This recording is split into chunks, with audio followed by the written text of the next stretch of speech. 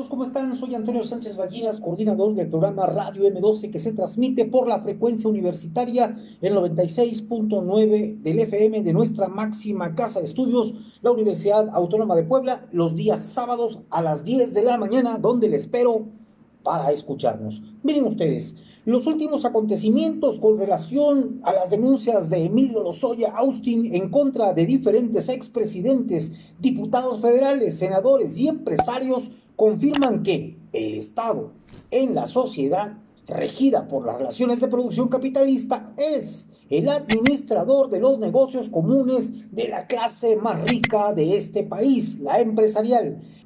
Emilio Lozoya, sin proponérselo, expone cómo las llamadas reformas estructurales, especialmente la reforma energética aprobada en el 2013, fueron impulsadas por los intereses económicos de empresas de capital transnacional, de origen extranjero y nacional. En sus palabras, la reforma energética fue influenciada por Odebrecht y otras compañías extranjeras, pues había muchos compromisos con grupos empresariales extranjeros.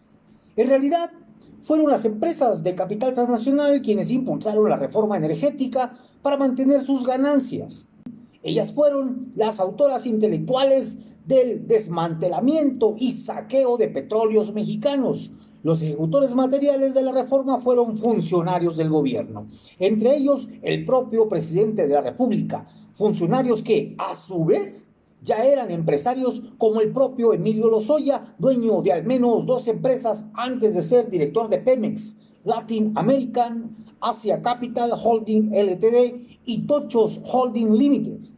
Estas declaraciones evidencian cómo los grandes empresarios son quienes determinan la política económica de nuestro país. Y esto se expresa con más claridad durante la aplicación de la política económica neoliberal.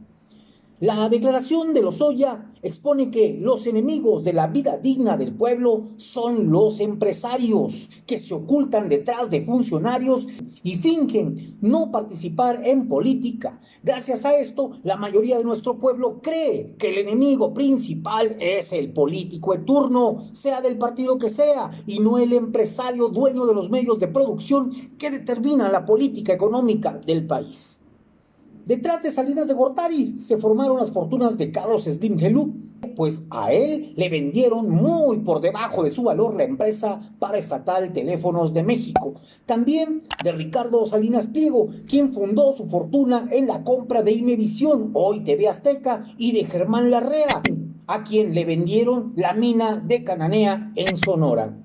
Ernesto Zedillo privatizó los ferrocarriles nacionales. Fue el administrador de los intereses de la empresa privada que se adueñó de los trenes y las vías férreas de nuestro país que se habían construido con trabajo y dinero de todos los mexicanos. Como pago al administrador Zedillo, la clase empresarial pues lo hizo también un empresario, es decir, dueño de medios de producción. Este personaje acabó siendo socio de la empresa ferroviaria Kansas City, integrante también del Consejo de Administración de la empresa ferroviaria Unión Pacific. Detrás de Felipe Calderón Hinojosa estaba, entre otros empresarios, Marcelo Odebrecht, quien gracias a este administrador en la presidencia tuvo el contrato de construcción de la empresa Etileno 21 por medio de la empresa Brenken-Sidesa. Y no solo eso, recibió un trato preferencial al obtener una rebaja del 25% en la adquisición de etanol, además de dinero, porque Pemex no podía surtir el etanol que éste necesitaba.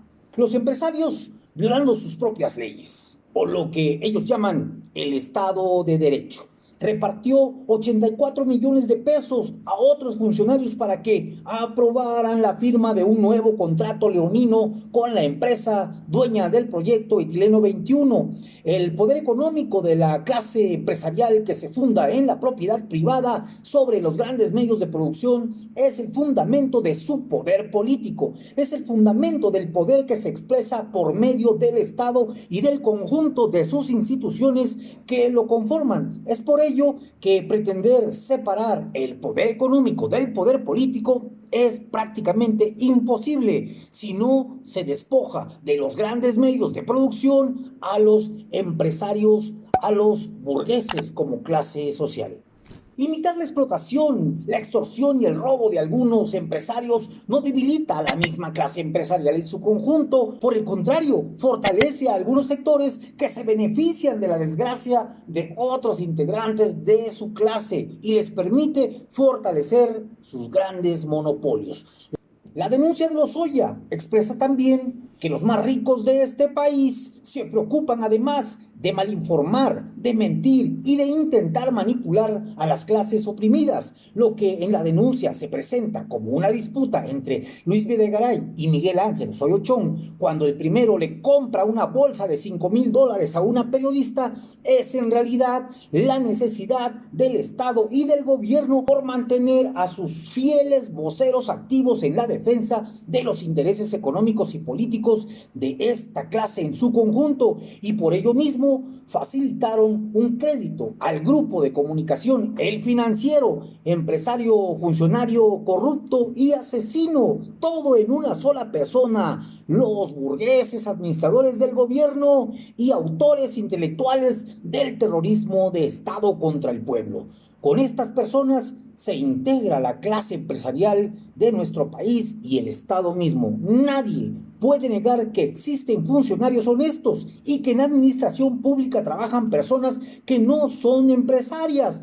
Pero esta cápsula no trata de las excepciones, sino expresa la esencia de las clases empresariales y de su Estado como administrador de sus intereses económicos y políticos. Más allá del resultado jurídico en el caso de Lozoya, su declaración debe permitirnos profundizar la derrota moral de la clase empresarial, del neoliberalismo y del capitalismo mismo, para transformarla en la derrota material de esta clase empresarial que nos impone el sistema de producción basado en la explotación del hombre por el hombre, origen de toda desigualdad y de toda miseria que estamos viviendo en nuestro país. Soy Antonio Sánchez Ballinas, pórtese mal, cuídese bien, nos vemos en la próxima cápsula.